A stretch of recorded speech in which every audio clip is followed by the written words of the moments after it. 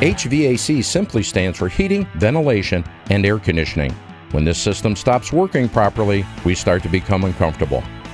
All HVAC system failures are due to electrical and mechanical failures or leaks. Think twice before deciding you can live without AC.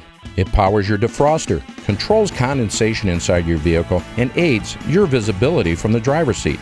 Your HVAC system is important in hot and cold weather for both comfort and safety.